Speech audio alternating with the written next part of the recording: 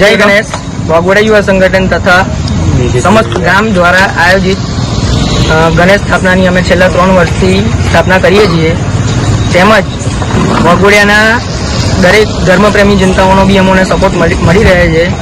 કાલે 7 દિવસ પછી તારીખ 13/9/2024ના દિવસે વિસર્જનનું આયોજન કરેલ છે, ગણપતિ વિસર્જનનું। તો વાઘોડિયાની તમામ ધર્મપ્રેમી જનતાઓને અમારો સાથ સહકાર આપવા વિનંતી। ગણપતિ બાપ્પા